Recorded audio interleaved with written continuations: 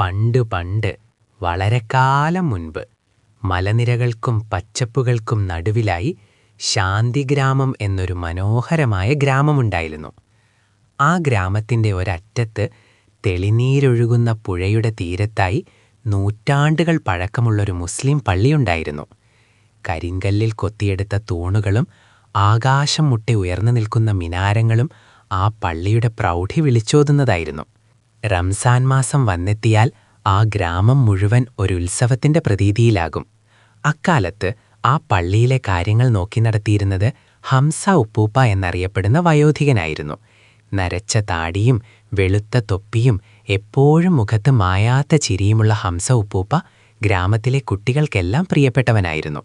അക്കൊല്ലത്തെ റംസാൻ പക്ഷേ ഗ്രാമവാസികൾക്കത്ര എളുപ്പമായിരുന്നില്ല. കടുത്ത വേനൽ കാരണം കൃഷികളെല്ലാം ഉണങ്ങിയിരുന്നു. ഗ്രാമത്തിൽ ഭക്ഷണത്തിന് ക്ഷാമം നേരിടുന്ന സമയം. എന്നിരുന്നാലും പള്ളിയിലെ നോമ്പുതുറ മുടക്കാൻ ഹംസ ഉപ്പൂപ്പ തയ്യാറായിരുന്നില്ല. ഒരു വൈകുന്നേരം നോമ്പ് തുറക്കാനുള്ള സമയം അടുക്കുന്നു. സൂര്യൻ പടിഞ്ഞാറൻ ചക്രവാളത്തിൽ ചെഞ്ചായം പൂശി മടങ്ങാൻ തയ്യാറെടുക്കുകയാണ്. ആകാശത്ത് സ്വർണ്ണ നിറവും വയലറ്റ് നിറവും കൂടിക്കലർന്ന വർണ്ണവിസ്മയം. പള്ളിയുടെ മുറ്റത്ത് വിരിച്ച പായകളിൽ ഗ്രാമവാസികൾ വന്നിരിക്കാൻ തുടങ്ങി. പള്ളിയുടെ അടുക്കളയിൽ വലിയ ചെമ്പിൽ കഞ്ഞി തിളയ്ക്കുന്നുണ്ടായിരുന്നു. എന്നാൽ ഉപ്പൂപ്പായുടെ മുഖത്ത് ഒരു നേരിയ വിഷാദം നിഴലിച്ചിരുന്നു. കാരണം ആ ചെമ്പിലുള്ള കഞ്ഞി അവിടെ കൂടിയിരിക്കുന്ന പകുതി ആളുകൾക്ക് പോലും തികയില്ലായിരുന്നു. ഉപ്പൂപ്പ, ഇന്ന് നമുക്കെല്ലാവർക്കും കൊടുക്കാൻ കഞ്ഞി തികയുമോ? സഹായിയായ കൊച്ചു അഹമ്മദ് ആശങ്കയോടെ ചോദിച്ചു. ഹംസ ഉപ്പൂപ്പ ആകാശത്തേക്ക് നോക്കി കൈമലർത്തി. എല്ലാം പടച്ചവന്റെ തീരുമാനം പോലെ നടക്കും മോനെ. വന്നവർക്കെല്ലാം വയറു നിറയെ ഭക്ഷണം കൊടുക്കുക എന്നത് നമ്മുടെ കടമയാണ്. ബാക്കി അവനറിയാം. അപ്പോഴാണ് അവിചാരിതമായി ആ പള്ളിയുടെ പടിവാതിൽക്കൽ ഒരു അപരിചിതൻ വന്നു നിന്നത്. പൊടി പിടിച്ച വസ്ത്രങ്ങളും ക്ഷീണിച്ച മുഖവുമുള്ള ഒരു യാത്രക്കാരൻ. അദ്ദേഹത്തിൻ്റെ കയ്യിൽ ഒരു ചെറിയ ഭാണ്ഡം മാത്രമേ ഉണ്ടായിരുന്നുള്ളൂ. ആരും ആ യാത്രക്കാരനെ ശ്രദ്ധിച്ചില്ല. എന്നാൽ ഹംസ ഉപ്പൂപ്പ ഓടിച്ചെന്ന് അദ്ദേഹത്തെ സ്വാഗതം ചെയ്തു. അസ്സലാമു അലൈക്കും. വരൂ സഹോദര, നോമ്പ് തുറക്കാൻ സമയമായി, ഞങ്ങളുടെ കൂടെ ഇരിക്കൂ, ഉപ്പൂപ്പ സ്നേഹത്തോടെ ക്ഷണിച്ചു. യാത്രക്കാരൻ പുഞ്ചിരിച്ചു. വളരെ നന്ദി, ഞാൻ ഒരുപാട് ദൂരം സഞ്ചരിച്ചു വരികയാണ്. വിശപ്പും ദാഹവും കൊണ്ട് ഞാൻ തളർന്നിരിക്കുന്നു. ഗ്രാമത്തിലെ കുട്ടികളായ രാമുവും ഉണ്ണിയും ഫാത്തിമയുമൊക്കെ പള്ളിയുടെ മുറ്റത്ത് നിരന്നിരുന്ന് നോമ്പ് തുറക്കാനുള്ള ബാങ്ക് വിളിക്കായി കാത്തിരിക്കുകയായിരുന്നു. അവരുടെ മുന്നിൽ ചെറിയ പാത്രങ്ങളിൽ ഈത്തപ്പഴവും വെള്ളവും അല്പം പഴങ്ങളും വെച്ചിട്ടുണ്ട്. ആ യാത്രക്കാരനെ കണ്ടപ്പോൾ ഫാത്തിമ തൻ്റെ മുന്നിലിരുന്ന ഈത്തപ്പഴത്തിൽ നിന്ന് 2 എണ്ണം എടുത്ത് ആ യാത്രക്കാരനെ നീട്ടി. ഇക്കാക്ക, ഇത് കഴിച്ചോളൂ, ഇന്ന് എൻ്റെ വീട്ടിൽ നിന്ന് കൊണ്ടുവന്നതാണ്, അവൾ കൊഞ്ചലോടെ പറഞ്ഞു. ആ യാത്രക്കാരൻ്റെ കണ്ണുകൾ തിളങ്ങി. അദ്ദേഹം ആ കുട്ടിയുടെ തലയിൽ കൈവച്ച് അനുഗ്രഹിച്ചു. അപ്പോഴേക്കും പള്ളിയുടെ മിനാരത്തിൽ നിന്ന് ബാങ്ക് വിളിയുയർന്നു. അല്ലാഹു അക്ബർ, അല്ലാഹു അക്ബർ. ആ മധുരമായ ശബ്ദം ഗ്രാമം മുഴുവൻ അലയടിച്ചു. പക്ഷികൾ കൂടണയാൻ തിരക്കുകൂട്ടി. തണുത്ത കാറ്റ് പുഴയിൽ നിന്ന് വീശിയടിച്ചു. എല്ലാവരും പ്രാർത്ഥനയോടെ ഈത്തപ്പഴം കഴിച്ച് നോമ്പ് തുറന്നു. ഇനി കഞ്ഞി വിളമ്പാനുള്ള സമയമാണ്. അഹമ്മദ് പേടിയോടെ കഞ്ഞിക്കലത്തിനടുത്തേക്ക് നീങ്ങി.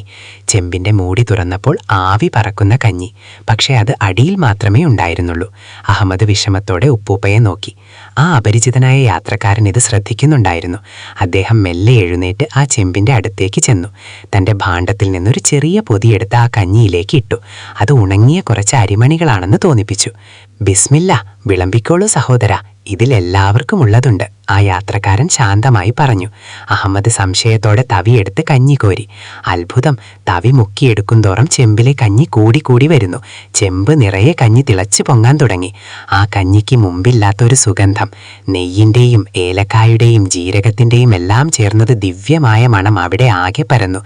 എല്ലാവർക്കും കൊടുക്കൂ, വയറ് നിറയെ കൊടുക്കൂ, ഹംസ ഉപ്പൂപ്പ ആവേശത്തോടെ വിളിച്ചു പറഞ്ഞു. ഗ്രാമത്തിലെ എല്ലാവർക്കും, കുട്ടികൾക്കും മുതിർന്നവർക്കും വഴിപോക്കർക്കും എല്ലാം വയറ് നിറയെ കഞ്ഞി ലഭിച്ചു. എന്നിട്ടും ആ ചെമ്പിലെ കഞ്ഞി തീർന്നില്ല. കഴിച്ചവർക്കെല്ലാം വലിയ ഉന്മേഷവും സന്തോഷവും തോന്നി. അവരുടെ ക്ഷീണമെല്ലാം പമ്പ കടന്നു. രാമുവും ഉണ്ണിയും ഫാത്തിമയും കഞ്ഞി കുടിച്ച് വയറ് നിറഞ്ഞ് ആ യാത്രക്കാരനെ നോക്കി. അദ്ദേഹം ഒരു തൂണിൻ്റെ മറവിലിരുന്ന് പുഞ്ചിരിക്കുകയായിരുന്നു. നോമ്പുതുറ കഴിഞ്ഞ് എല്ലാവരും നമസ്കാരത്തിനായി പള്ളിയിലേക്ക് കയറി. നമസ്കാരം കഴിഞ്ഞ് പുറത്തിറങ്ങിയപ്പോൾ ഹംസ ഉപ്പൂപ്പ ആ യാത്രക്കാരനെ തിരക്കി. പക്ഷെ അദ്ദേഹം അവിടെ എങ്ങും ഉണ്ടായിരുന്നില്ല. ആകാശത്ത് നക്ഷത്രങ്ങൾ മിന്നിത്തിളങ്ങുന്നുണ്ടായിരുന്നു. നിലാവിൻ്റെ വെളിച്ചത്തിൽ ദൂരത്തിൽ പുഴയൊഴുകുന്ന ശബ്ദം മാത്രം കേൾക്കാം. അതൊരു സാധാരണ യാത്രക്കാരനായിരുന്നില്ല ഉപ്പൂപ്പ, അഹമ്മദ് അത്ഭുതത്തോടെ പറഞ്ഞു. നമ്മുടെ മനസ്സിന്റെ നന്മ പരീക്ഷിക്കാൻ ദൈവം അയച്ച മാലാഖയായിരിക്കും അത്. ഹംസ ഉപ്പൂപ്പ ആകാശത്തേക്ക് നോക്കി പ്രാർത്ഥിച്ചു.